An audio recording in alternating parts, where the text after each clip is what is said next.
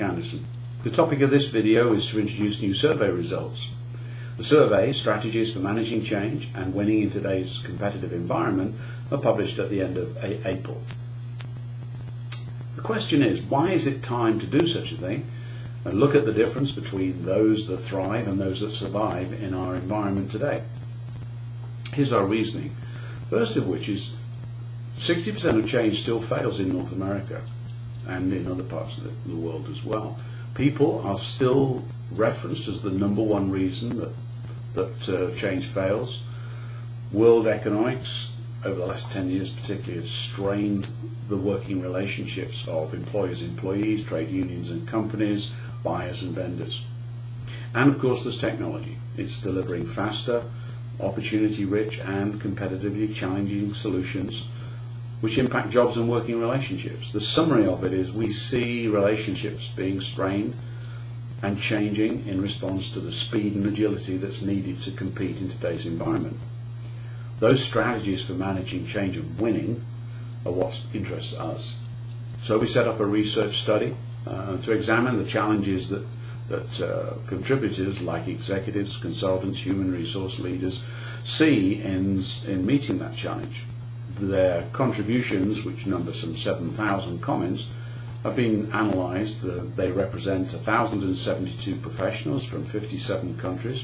60% of the people are outside the United States, and they come from 19 industry sectors. So quite diverse, particularly as well in the size of the company, from 10 million turnover up to 5 billion in turnover, and 80% of them have at least 5 years experience in change management, and 30% have 15 years or more. So it's a very experienced group of people commenting on this challenge that we face today.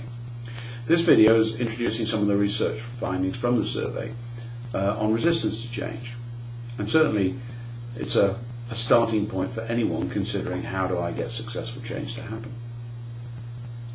The background is that since change management came into fashion, it was a fashion, a litany of failures left its mark.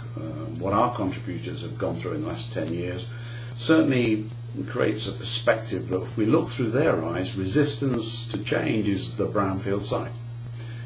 Things like gone is the naivety of the job for life, the enduring contract between employers and their people. Because now change is synonymous with downsizing, doing more with less. You get the picture. Contributors paint a picture of failed change, broken trust, fractured communication and poor leadership. And they're wondering, why people can't be bothered. Very often people can't see what's in it for them. People cite reasons for people not knowing the purpose of the change. And at the background there's really a lot of criticism of poor leadership, which when left to fester will embed and accelerate resistance to change. In the full report you can read about what they do, what they recommend to overcome such obstacles to be successful and to maintain a competitive edge.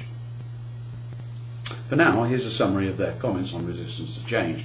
The first of which is interesting because it's the cultural toxicity of failed change, the previous failed change leading to jaundiced views and therefore a brownfield site as they talk about it. Here's a sampling of contributor comments on too many failed attempts. They say things like, employees are cynical about mismanagement and overselling of earlier changes. Always threats, never a window of opportunity seen, negative consequences of change and not being disabused by management. In the US, more often than not, change equals layoffs, the employees that remain, it's more work for the same pay. An employee's resistance to change is personal to them, said one contributor. It can be influenced with communication, but ultimately it's the employee's call to change, which they can accept or refuse.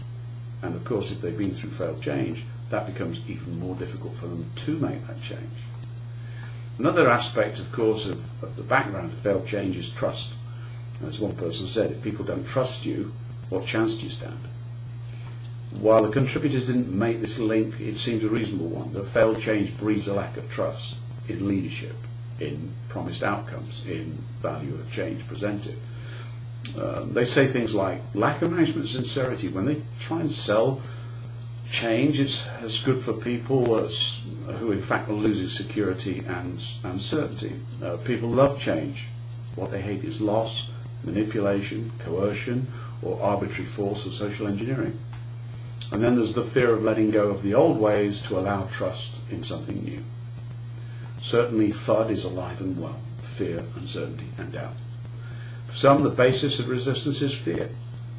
Unsettled states mean, for example, fears of losing their job, fears of others' opinion, fears of status loss, fear associated with their ability to actually make the change themselves, and generally a sense of being disempowered about the way the change is rolled out, so the lack of meaningful consultation. At the heart of it, many people see a link with the lack of respect, and certainly contributors talk about management has a tendency to assume employees lack intelligence. Leaders don't trust employees and their loyalty to the organization. Leaders need to respect people more and find them a way to make the change. Certainly within that dynamic of lack of respect, lack of role clarity is not surprising, with comments like lack of awareness of their role and responsibility in the new organizational structure, lack of understanding of one's own responsibility, no rewards or consequences for changing, which is a marked lack throughout the whole survey, how the change is affecting my personal work. Of course, there are those who see it from a different perspective. They think that people can't be bothered. Obviously here we have a dynamic between the people and the change process. It's a bit like the chicken and egg, really. We don't know which came first, but here are some of the comments to get another perspective of change resistance. One of which is quite typical, which is people don't like change. The positive attitude to change is missing. People can't be bothered. Much of my corporate life was in a company where many of us did this, and it showed. Many people are lazy, and change implies extra effort.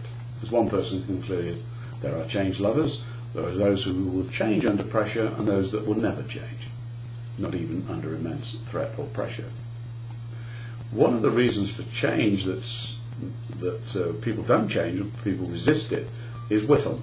What's in it for me? Needless to say, it's a big source of resistance if people can't answer this question for themselves, and I'll return to that individual nature of change later. There are, however, some contributive comments which say change is often made not in terms of the individual. The benefits they will receive from the change do not match the effort they see is required. Risk assessments in the minds of most don't link it to the potential opportunities. So we've got role clarity, we've got things about trust, things about perceived value, but certainly another major contributing factor to resistance is not knowing the purpose of it all. It's a catalogue of communication failure for contributors. They draw distinctions between insufficient, inconsistent, and inappropriate behaviour, communication. For example, too much emphasis on what goes bad and needs improvement. Not enough support of or understanding how exactly to work well in a change environment or job. Changes are considered proprietary to top management, yet without collaboration chances for communication. We all need things explained in different ways, said one contributor. Some need facts, some need details, some need support, some need consultation, and others need ideas and possibilities. There's that individual element again. Not understanding what the change means in specific terms so one can adapt, as another said. Finally, there's a dominant theme here that they're saying there's two things. One is lack of involvement. That does a lot of things to build resistance, both in the planning and the implementation. And there's the inability of leaders to develop a shared understanding of what their change strategy is. Let's look at the first one, lack of involvement. Many contributors imply no one is naturally resistant to change. For some, resistance means leaders have not found an effective way of partnering with people in the change journey. For this, their leaders' inability or unwillingness to involve others creates feelings of not being part of the decision process, not being given a stake in it. The results in comments like a feeling of being done to, a feeling that you don't matter. And certainly that lack of involvement is then intertwined with poor leadership, and that is seen by many to embed and accelerate resistance. The most commented area was poor leadership. Contributors came down to poor change management, lack of leadership skills, leaders' attitudes to their work and those they lead. Under poor change management, several contributors talked about the lack of coherence in various change initiatives with a lack of coordination. Lack of follow-through was another comment with previous change before they switched gears again. Poor preparation of both stakeholders and developing change sponsors was another problem. And certainly not anticipating the time it takes people to get on board.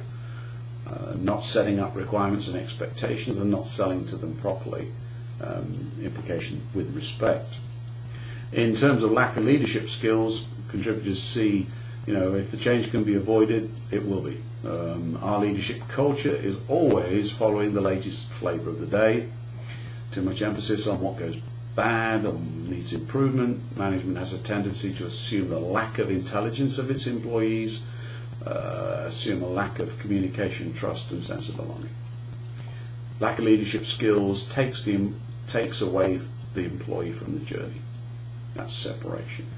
And stale managers who fear change, who want to control their empire and who are afraid of change agents. None of that is good stuff. Out of it though, and we go into a lot more detail of what people say about it, but there are 4 core values which seem to be important to prevent those feelings, making the task of successful change even more difficult. One is mutual respect. Leaders for their people and people for their leaders. If leaders think their people don't get it, guess what? They won't, said one contributor. Another one is a sense of justice, most commonly referenced as feel fair. Does it feel right? Being consistent and transparent is crucial to let those who remain, because many of them get let go in change, those who remain see leaders act accordingly. Clarity of direction is another one. There's nothing worse for these contributors than not knowing the what, the why and the how of change. And it comes down to a very important point: treating individuals individually, using every means at people's disposal to engage them, not just tell them where they need to be on Monday morning at 8 o'clock. There's a conclusion here which is a powerful one. Accelerated change leads to accelerated demands on everyone. Accelerated change failure creates cultural toxicity. And that's why many experience more fear, uncertainty and doubt when they detect another change is on the way. Here's the reality of this survey. Leaders need to employ methods of gaining support and trust from their people. If their change is going to stand any chance of success, our results underscore this. If people are cynical about change, pessimism will set in and failure will just be a hair's breadth away. So in our report, our contributors, 7,000 comments, show a multifaceted dynamic where leaders need to address many issues in planning and implementing change. They stress there are no simple remedies, there are no sound bites, there's no grisly 7-step plan. At its core are these fundamental values that, if believed in, will provide a sound basis for planning and executing change. As I said, the full report will be available at the end of April 2012, and in our survey we go into more detail of what are the common triggers of change in your organisation? What does change mean for you? Why is it important? Why do people resist change? What are the benefits of measuring change management? Why do some companies thrive and others barely survive? What strategy do you use to prepare your people for change? How do you communicate change and make sure your people are committed? And most importantly of all, how do you gain competitive advantage through implementing change? For those that are interested in looking at that report that Kelly Nwasu, my colleague at New Catalyst, and myself, Nick Anderson, did, go to our blog changeisessential.com, and the price for the report is $260, and if you're interested in volume, we can talk about volume pricing as well. But in the meantime, We look forward to your comments and look forward to your engagement in this continuing debate. Thank you very much.